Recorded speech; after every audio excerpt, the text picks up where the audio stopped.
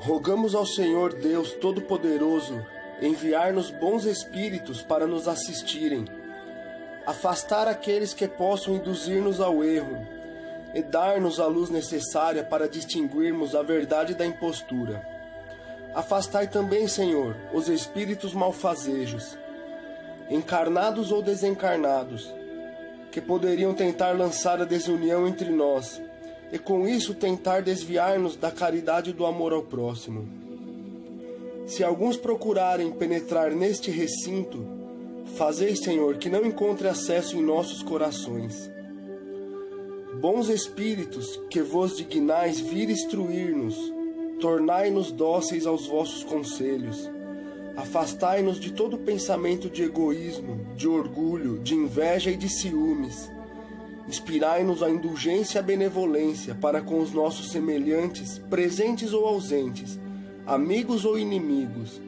Fazei, enfim, Senhor, que pelos sentimentos que nos animarem, possamos reconhecer a vossa salutar influência.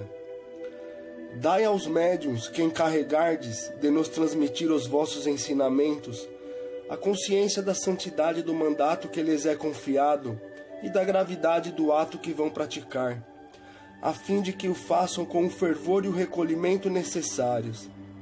Se estiverem entre nós pessoas que foram atraídas por outros sentimentos que não o do bem, abri os seus olhos à luz e perdoai-as, como nós a perdoamos, se vieram com intenções malfazejas. Pedimos especialmente ao nosso Deus Todo-Poderoso e aos nossos guias espirituais, para nos assistir e velar por nós, hoje e sempre. Que assim seja. Parábola dos talentos. O Senhor age como um homem que, tendo que fazer uma longa viagem para fora de seu país, chamou seus servidores e lhes entregou seus bens. Distribuiu seus talentos segundo a capacidade de cada um. Ao primeiro deu 5, ao segundo 2 e ao terceiro somente 1. E depois partiu. Aquele que recebeu 5 talentos negociou com o dinheiro e ganhou outros 5. Aquele que havia recebido 2 também negociou e ganhou mais 2 talentos. Porém, o servidor que recebeu apenas 1 talento cavou um buraco na terra e lá guardou o dinheiro de seu amo. Depois de muito tempo, o senhor retornou da viagem e chamou seus servidores para que lhe prestassem contas. Aquele que recebeu 5 talentos apresentou-se e disse: Senhor, recebi 5 talentos e trago além desses outros 5 que ganhei. E o amo lhe disse: Bom e fiel servidor, porque você foi fiel com pouca coisa, vou dar-lhe muito mais. Venha e compartilhe da minha alegria. Aquele que recebeu 2 talentos também se apresentou e disse: Senhor, recebi 2 talentos e trago além desses outros 2 que ganhei. E o amo lhe disse: Bom e fiel servidor, porque você foi fiel com pouca coisa, vou dar-lhe muito mais. Venha e compartilhe também da minha alegria. Aquele que tinha recebido apenas 1 talento apresentou-se em seguida e disse: Senhor, sei o quanto é exigente e que colhe onde não semeou. Por isso, com medo, escondi o talento na terra. Devolvo agora o que lhe pertence. Porém o amo lhe disse: servidor mau e preguiçoso, se você sabia que eu era exigente, deveria ter colocado meu dinheiro no banco, para que após o meu retorno eu pudesse retirar com juros o que me pertencia. Tirem dele o talento e deem ao servidor que possui 10 talentos, porque é preciso dar a todos os que têm, e eles ficarão na abundância. Mas daquele que nada tem, deve-se tirar até mesmo o que ele parece ter. Joguem, portanto, esse servidor inútil nas trevas, onde haverá prantos e ranger de dentes. Mateus, capítulo 25, versículos 14 a 30.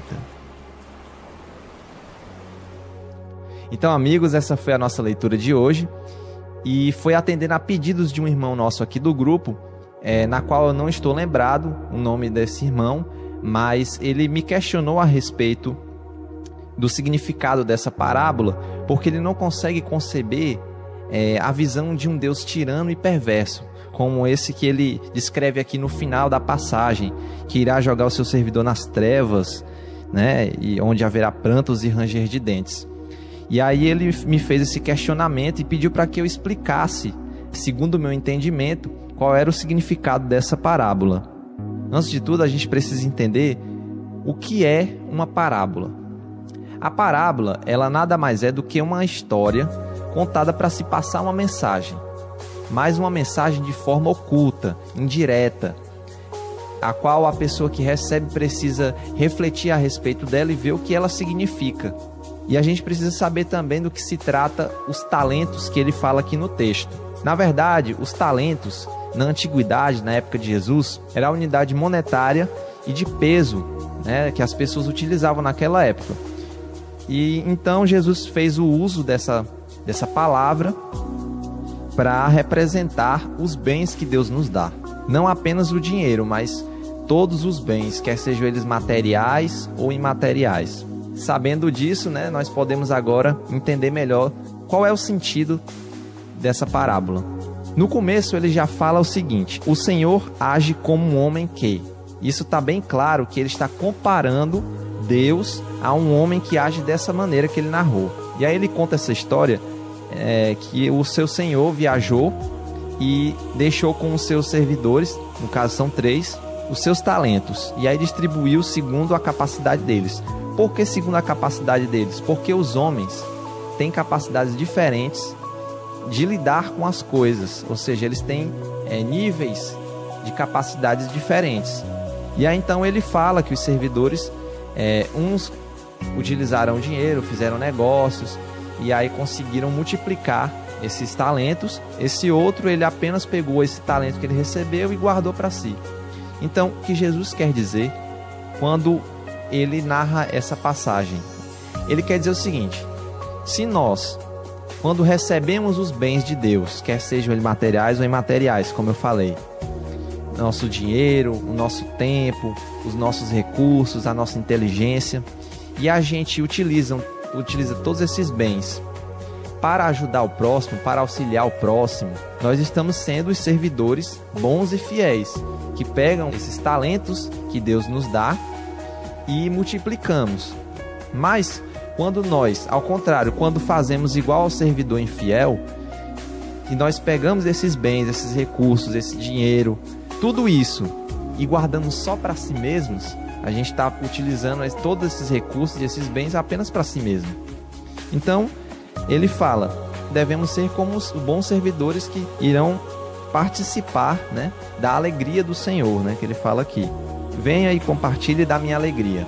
Agora, o que ele quer dizer nesse final, quando ele dá essa ideia de que Deus é tão rígido, tão rigoroso, né, que irá jogar o seu próprio filho nas trevas, onde haverá prantos e ranger de dentes?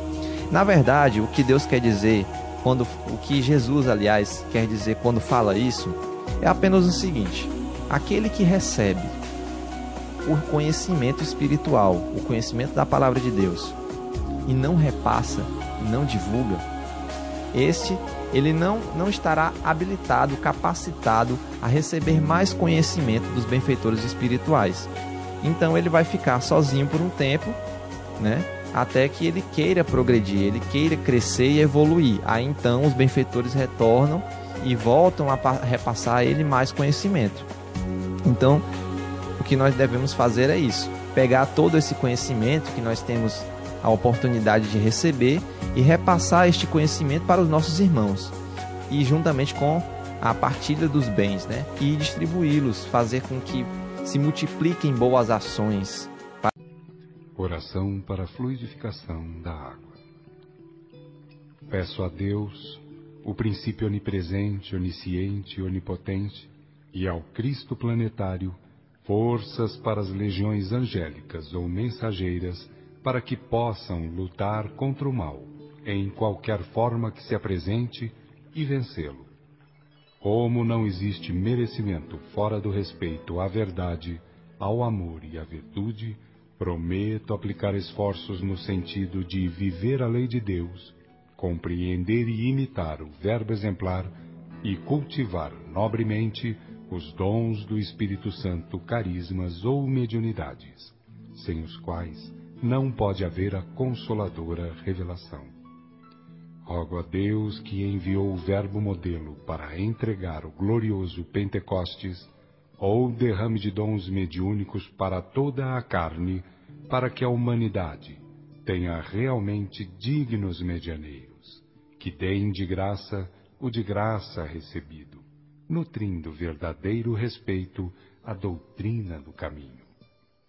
Como encarnado, sujeito a necessidades, doenças, dores, aflições, e também sujeito à morte física e responsabilidade perante a justiça divina, rogo o dom do bom discernimento espiritual, assim como rogo para o corpo as energias e os fluidos a serem depositados nesta água.